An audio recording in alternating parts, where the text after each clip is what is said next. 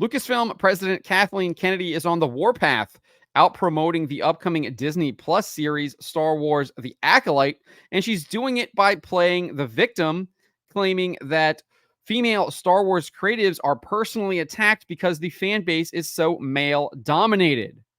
Before we get to this, I'd like to ask you, please hit that subscribe button, hit that bell for notifications so you don't miss any of our future videos here at the Trent Report. Wrote this up over at thatparkplace.com this morning. And Kennedy promoted the show in an interview with the New York Times, where she said this: "My belief is that storytelling does need to be representative of all people. That's an easy decision for me." So obviously, making it very clear that this show has bowed down to woke ideology, and woke ideology is all over this show, because that is what representation ideology is. It is woke ideology, because it's all about what you look like and immutable characteristics. Nevertheless, she goes on and says, "Operating within these giant franchises now, with social media and the level of expectation, it's terrifying. I think Leslie," that's Leslie Headland, the former assistant to convicted felon Harvey Weinstein and the showrunner for The Acolyte, has struggled a little bit with it. I think a lot of the women who step into Star Wars struggle with this a bit more. Because of the fan base being so male dominated, they sometimes get attacked in ways that can be quite personal. So I would be remiss if I did not remind you what the 3 laws of the SJW are, or the wokest are, which Kathleen Kennedy clearly is. That is, they lie, they double down on their lies, and that they project. So Kathleen Kennedy has clearly come out and lied about this multiple times. So she's lying about it again, claiming that female Star Wars creatives are being attacked because the fan base is so male. That is clearly a double down on a lie that she and her allies in the media have been spreading for years now. And the projection is that she's actually the one who is doing the attacking. It's not the fan base. The fan base is reacting to what she has done. And we're going to point out that she's been doing this since the beginning, when Disney purchased Lucasfilm, and she's been the one on the warpath. She has been the one attacking the fan base. And when the fan base responds, she's saying that they're attacking, when it's like, no, we're responding to your initial attacks. So just wanted to point that out there so we have some kind of context here. But Kathleen Kennedy is the one who's been attacking female creatives as well. She did this with Gina Carano. And remember, she is the president of Lucasfilm, so the buck stops with her. They released a statement from a spokesman announcing that Gina Carano was being fired, and they personally attacked her. This is what the spokesman said: "Gina Carano is not currently employed by Lucasfilm, and there are no plans for her to be in the future.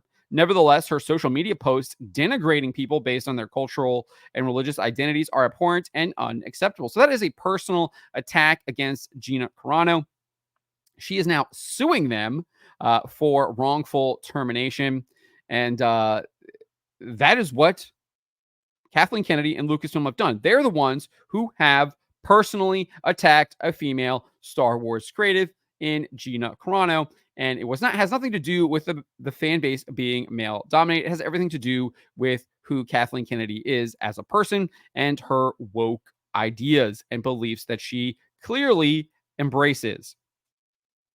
And we have a little bit more to add to this.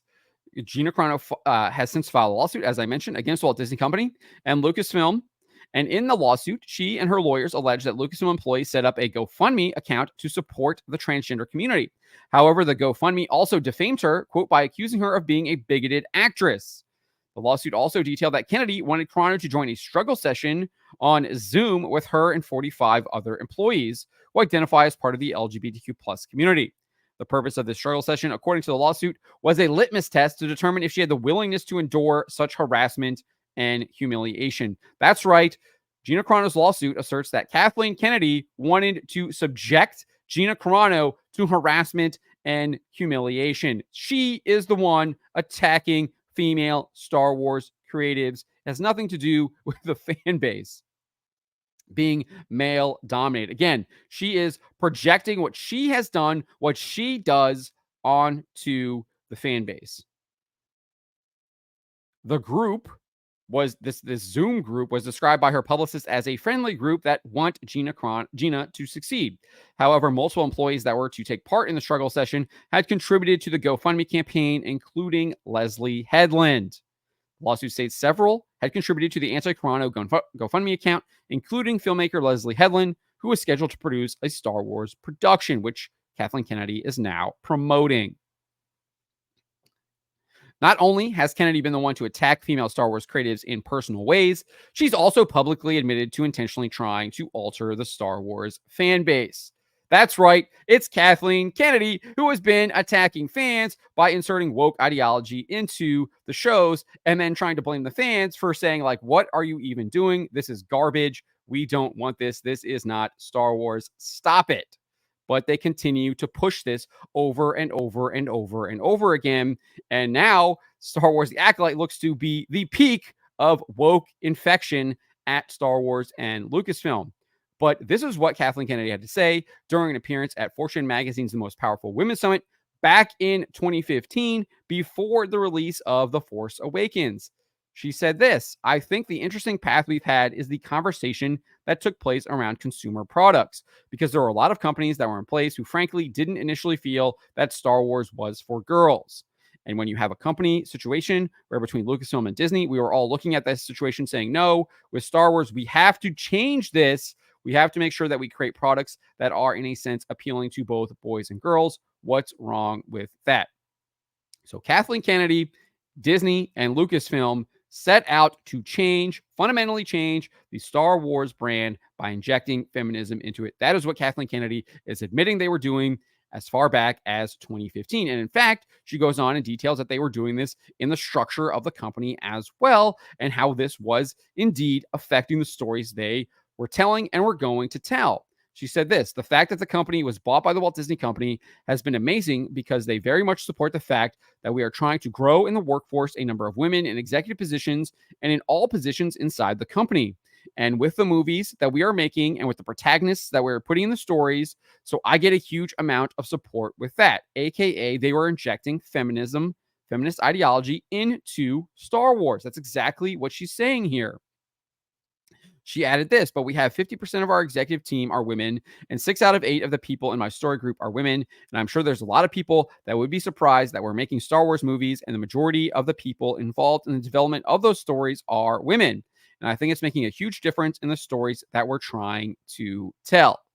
So she clearly had set out to fundamentally change the fan base of Star Wars. And now she is saying that because the fan base said no to the changes that she was making to George Lucas's films, George Lucas's franchise, George Lucas's story, that is why female creatives are being attacked. It's utterly ridiculous, given the fact that Marsha Lucas, George Lucas's ex-wife, literally won an Academy Award and receives praise for her editing of the original Star Wars films. Like, utterly ridiculous. It doesn't make any sense. It's all a lie used to promote this agenda, used to attack the fans. She is trying to hide her own misdeeds by projecting what she does onto the fan base, and then she tries to use feminism to defend herself. It's sick, it's evil, it's wrong, it's disgusting. Interestingly, Daisy Ridley has rejected all of this. She seems to have wisened up and realized that this ideology is killing it. And maybe it's because she doesn't want to rock the boat. Maybe it's because she saw what happened to Brie Larson and how absolutely idiotic and stupid that was, and what happened with the Marvels, and that people are sick and tired of being lectured by these people that are pushing these evil ideologies, and they are literally rejecting it, and they have no intention of giving their hard-earned money to people that hate them. But she said this to the Today Show: I think my take is things get blown out of proportion, and the interactions I've ever had with people have been nothing but wonderful and supportive. And honestly, the day we announced I was coming back at Celebration last year, you cannot imagine the joy and goodwill in that room. So I've only ever been embraced, and I think we're going to make a great film and people will love it. So she's rejected this whole idea that female Star Wars creatives are getting attacked for being female. Utterly ridiculous. She's saying here, I've only ever been embraced. That is what Daisy Ridley is saying, who's for all intents and purposes, been the face of Disney Star Wars. Yes, you can argue The Mandalorian, Din Djarin, has been the face since they finished the sequel trilogy, but Daisy Ridley was the face of the sequel trilogy. And she's saying, I've only ever been embraced. And I think that's true. I think she's being honest there. I think most of the criticisms, nearly all of the criticisms, are about the storytelling, about how it was characterized, and it really didn't have a lot to do with what Daisy Ridley was saying. It wasn't like she was Brie Larson going out and doing all of these interviews saying, like, I have to use any kind of capital that I have to push my woke agenda, and basically using the promotion of the Captain Marvel film to push woke ideology. Daisy Ridley hasn't been doing that. She's there to play a role. Now, you can argue she knows what that role is doing. She knows that what the films she's doing it in are pushing that. And I think there's valid criticisms for that. But she's saying she's only ever been embraced. So she rejects this whole idea of Kathleen Kennedy playing the victim, saying that female Star Wars creatives are attacked personally because of the male-dominated fan base. And I've seen people such as my fellow YouTuber Disbrew saying, well, then why aren't you making films for that male-dominated fan base? And I think I kind of went over it here. It's because she's lying. It's not, she doesn't care that the fan base is male-dominated. She does not want to make movies, television shows for that fan base. Her appearance at that Fortune Most Powerful Women Summit in 2015 tells us that she wanted to fundamentally change who the fan base was. And they were set out to make stories, movies, television shows, comics, video games to change the fan base. So that is exactly why they aren't making these movies, because it's all about the ideology. It's all about trying to replace the original fans. And all she has done is driven people away and fundamentally destroyed Star Wars.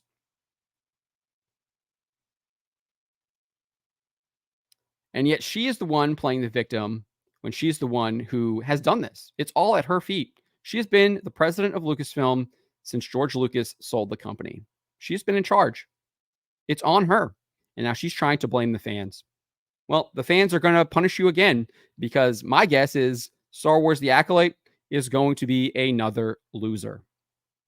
But those are my thoughts on this. Let me know what you guys make of this. Remember to always be charitable, especially to each other, but to always speak the truth.